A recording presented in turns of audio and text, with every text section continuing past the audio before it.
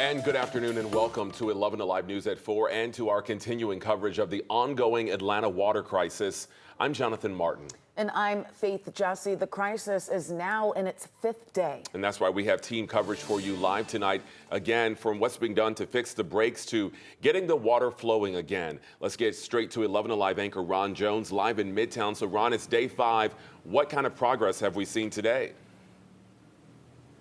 Guys, day 5, right? That they're still trying to figure this thing out. And right over my shoulder here, that's where a lot of that work is being done because they're focused on West Peachtree Street and 10th Street as well. We just got this video in, and this is actually from one of our photojournalists, and it captured the moment, the exact moment that the old pipe was then removed and placed onto a flatbed.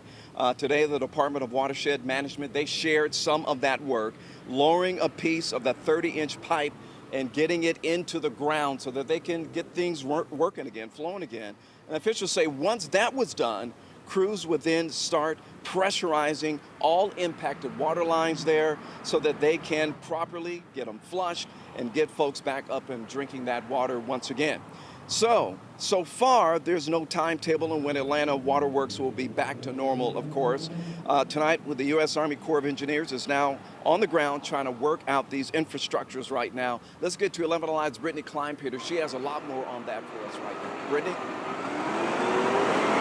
Hey, Ron. So they told me that they were called in at the request of the mayor's office to assess the aging infrastructure here in the city, not necessarily to help with the ongoing issues like you're seeing right behind us here with this main on 11th and West Peachtree.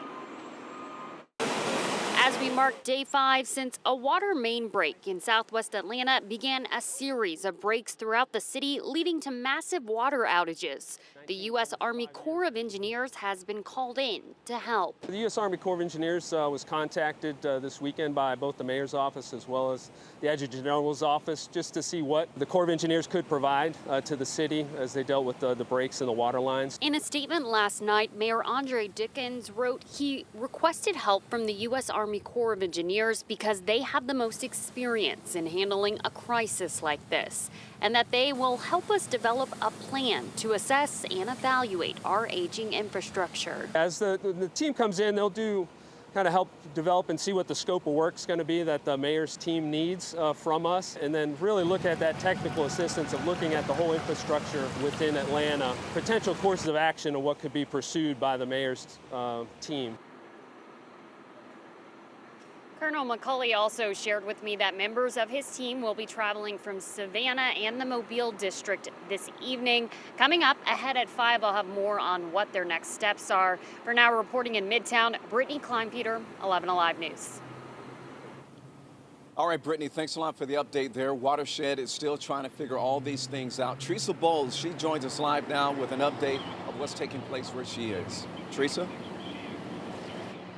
Well, Ron, Atlanta Watershed replaced an 140-year-old pipe today, but they aren't done with repairs just yet.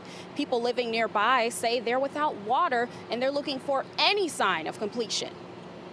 Until now, Kevin McClellan was helping his neighbors near West Peachtree Street that are struggling with water supply issues. He even opened his home to let them shower at his place. Even though we're right here on 11th Street, that it hasn't affected us at all. So we've had full water every day since the beginning. But for some reason this morning we woke up and it was just a trickle. It's his first day of setbacks. However, Olivia Elzy came back from her trip Monday to no water at all.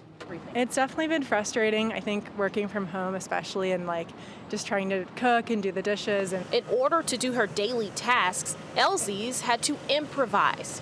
We bought water from the store and we just got a couple jugs we've been trying to use for drinking and flushing the toilet and then showering at a friend's house. But she's hoping it won't be much longer. For now, McClellan grabbed a case from Atlanta Fire Rescue, a temporary solution to the long-term patients he and everyone else in the area will have to face until the construction is done.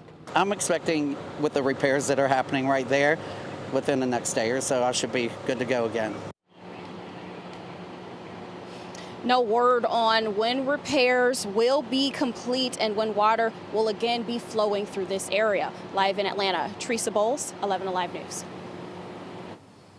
And Teresa, obviously a lot of folks have a lot of questions about when this is going to be repaired. Coming up tonight at 6, we're going to be speaking with city officials to hopefully give us some sort of timeline on when the water is going to be back on. By the way, folks, if you need water information, you need it right now.